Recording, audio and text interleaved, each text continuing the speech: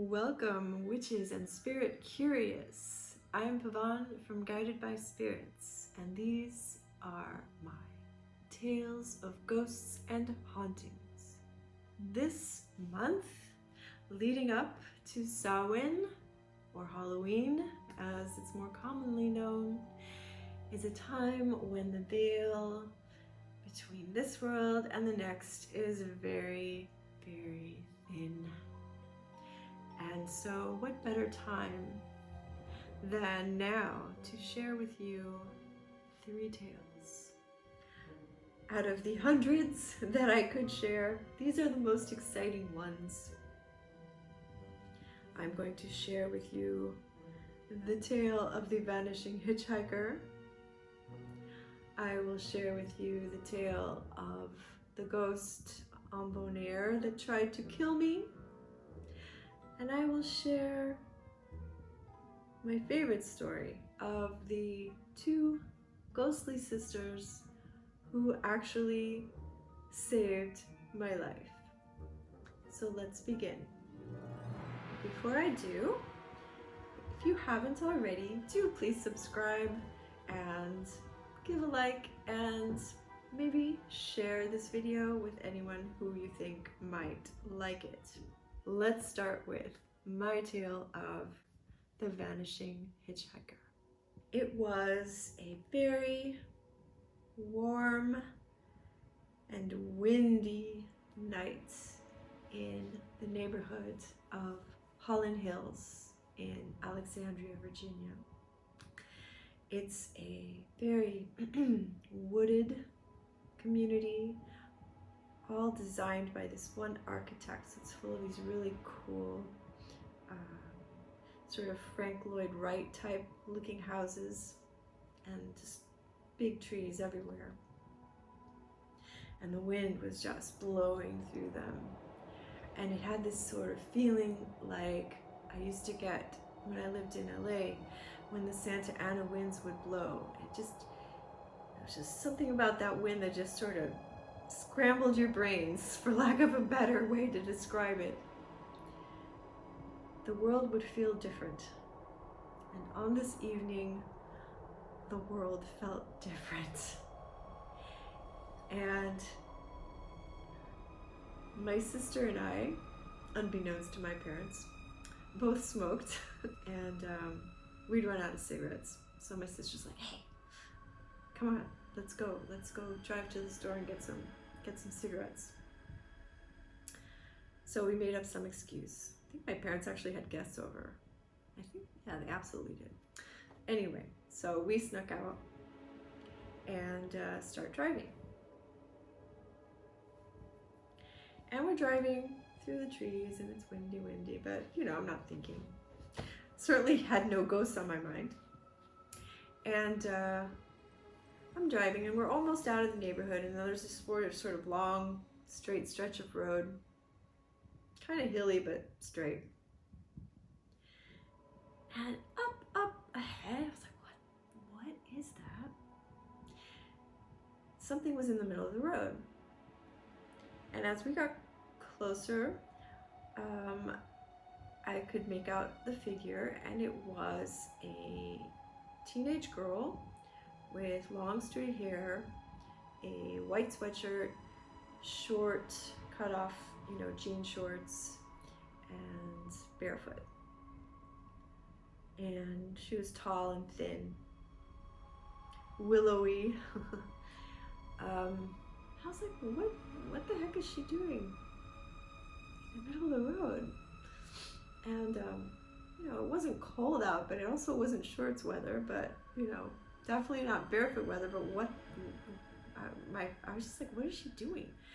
And I kept getting closer and closer and closer, and she didn't move. She just stood there. And finally, I actually swerved out of the way. And my sister freaked out. She's like, what the hell? What are you doing? Why did you swerve? And I was like, the girl, don't you see that girl? But there was no girl. She was gone. And I'm getting goosebumps now, just telling you about it. that freaked me out. That freaked me out. And freaked out my sister. So, you know, we went off, got our stuff. And it's funny, not that much later, my parents were throwing a party. And the original owners of the house, the people that we bought it from, was this older couple. I was talking to the woman, her name was Tuki, or her nickname anyway, and we're talking about ghosts or anything related at all, just you know, making small talk. And all of a sudden she sort of like turns and looks straight at me and says, "So, what do you think of our ghosts?"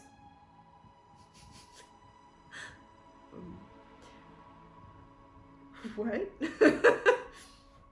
It was sort of all of a sudden, there was just this flood of relief comes over me, and I start telling her about all the ghosts, because it wasn't just this girl. This girl was the only one I had seen wide awake, you know, just wide awake driving down the road. But I would see lots of them at night. They would wake me up in the middle of the night, and lots of different ones. So I started telling her about all the different ones I had seen. She's like, and I told her about the girl in the middle of the road. Yep. So that was kind of nice to get confirmation. You can start thinking you're a little crazy, right? When you see ghosts. And I never would, in general, tell people. That was something, you know, you keep that to yourself, because people will just think you're nuts. And even now, I have to say, I feel a bit reluctant to share these stories. And I meant to share these stories from the very beginning. And I've kept putting it off and putting it off. But if not for Samhain, then when? And now, the terrifying tale of the ghost that tried to kill me. My boyfriend and I decided to go on a diving vacation on the island of Bonaire in the Dutch Virgin Islands. And he came from a family, shall we call them thrifty? They were very well off. Maybe that's why. I don't think any of them ever stayed in a hotel in their life. They always, whenever they traveled, would find family, a friend of a friend, an acquaintance of a friend, really whatever, whoever they could scrounge up with no shame, they would ask to be put up at somebody's house. And so this trip was no different. And so Greg, my friend, he knew some guy who was a diving instructor on Bonaire, who was caretaking some fancy house with a guest house. And so he got in touch with this guy, and lo and behold, we were going to stay at the guest house for free. So we get there, and this wasn't just any old house. It turned out that this was a historical house called the White Slave. And if you Google that, you will see pictures of it. So there was, you know, the big house, and there was this little god-awful guest house, and then behind the guest house there were all the old slave huts. So one night I was sound asleep, and I awoke to hear what sounded like someone entering the guest house. And this was, you know, guest house, this was basically like one room, okay? One room with, I don't remember if it was a bed or if it was a sofa bed, but anyway, it wasn't big, okay? So there was just like these glass sliding doors. And so I woke up to what sounded like these glass sliding doors opening and somebody coming in, and I thought it was a burglar. And the next thing I know, this burglar is standing over me. It's a very tall dark figure who appears to be holding a dagger that's about this long and holds it over me and plunges it down over my chest. And I scream bloody murder and roll away, wake up my boyfriend, scare the pants off of him, and then turn to see that there's nobody there. So my heart was pounding, and I thought it was a real person. I was not dreaming. I was wide awake. I saw them come in. I saw them come towards me. I saw them. So what I think probably what this was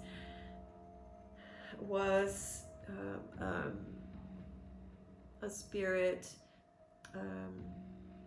who actually did this in life and who was reliving, reenacting this event over and over again. I did not stay another night to find out how often this occurred. But needless to say, my boyfriend stayed in a hotel probably for the first time in his life. And I never went back to the White Slave, and I never will. And now I'm going to tell you my most favorite ghost story of the two ghostly sisters who actually saved my life. For a time, my family was living in an old townhouse in Old Town, Alexandria. And this was actually a historical house. It had a plaque on it. And it was the mirror image of the house next to it, which also had a plaque. And it turned out that the story of this house was, once upon a time, a wealthy merchant who had two daughters. And when his daughters married, or before then I imagine, he had built these two houses right next to each other so that when they got married, they would be able to live next door to each other. And I just thought that was the most wonderful story. And this house, you could feel that there were spirits there. They did not feel malevolent, but you could feel them. And it's funny, I can remember maybe 2 times that we actually sat in the living room of that house. And I can't really put my finger on why. It was just not, I don't know, it just didn't feel right in there. And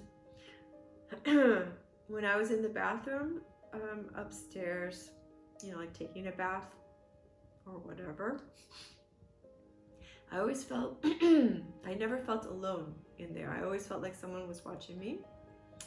And, excuse me, I need a sip of tea.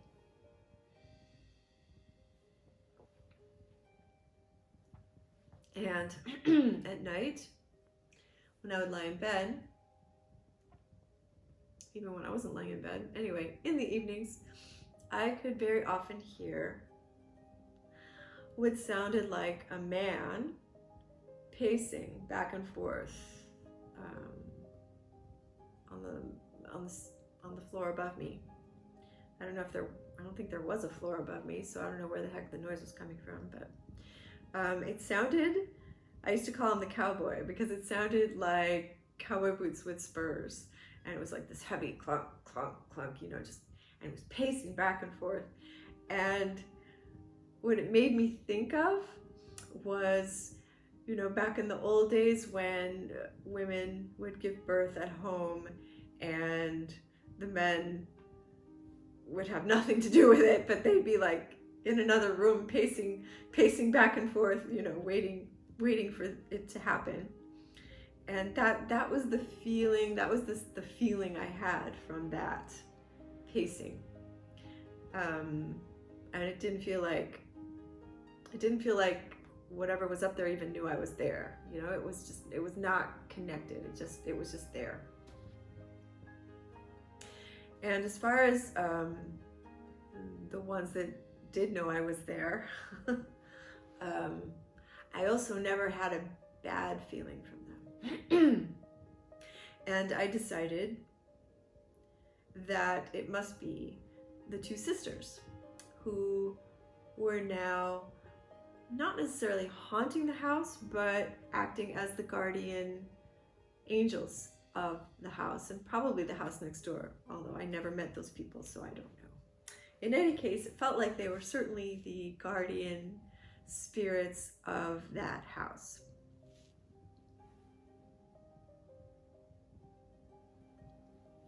So if you've ever been in an old colonial home, or in a really old house in Europe, certainly in Holland, the old houses in Amsterdam are exactly the same. You'll know that they are narrow, that they have super steep, narrow staircases with really, what do we call them? Narrow stairs. Like they're not wide. It's like, you know, maybe my hand width. They're scary. Okay, let's just put it that way. Scary and dangerous, and one should climb them on all fours, seriously, if you don't want to die. But anyway, and this one on top of it was just wood. Polished, slippery wood. And I, like a big dummy, one night wanted to go down to the kitchen, and I wasn't wearing shoes, I was just wearing socks. And I slipped at the very, very top of the stairs. And I immediately thought, actually, literally, the words that went through my head were, oh well, you know, it was a nice life. I was like, I guess I'm gonna die now. Because it was a really tall staircase. But I didn't die. Here's what happened. I thought, as I slipped, oh well, I guess I'm gonna die now. And then I felt myself gently lifted, like as if invisible hands were carrying me. In slow motion, I floated gently down the stairs, and at the bottom I was gently and slowly placed on the floor. And I was in awe. I was half lying there with my mouth wide open, my eyes this big, and I was like, thank you. And I tell you, there was nothing broken. There was not a bump, not a scratch, not a bruise, not an ache, nothing. It was like it had never happened. And this is how I know for certain that it did happen the way I remember it happening, because there is no way, even if I had survived that fall, there is no way I would have come out of it unscathed. And I did. And so I will always be thankful to the two lovely sisters, and I hope that they are still there protecting whoever is living there now. I hope you enjoyed these stories. I will in the future share more about spirits, about what I've seen, but also about what you can do, how to handle them, how to protect yourself. If you want some little things to protect yourself, check out my Samhain Altar video that I made, that I posted last week. It has a lot about different plants that you can use to protect yourself, shield yourself and your home from negative entities. It also has a spell that you can do if you want to call in loving entities, you know, deceased loved ones who you would like to maybe spend some time with on Samhain, because that is definitely the night when spirits really are the most present, the most able to be present in the physical world. So if you want to try that out, check out that video. And I will be back on Samhain with a very special super psychic tarot reading using my altar to call in the extra psychic powers that will be available on that evening. I guess that's it from me. If you liked this video, do please leave a like, subscribe if you haven't already, maybe share this with someone who likes it. Hit the notification bell so that you know when I upload. And until then, remember that the world is full of magic, and so are you.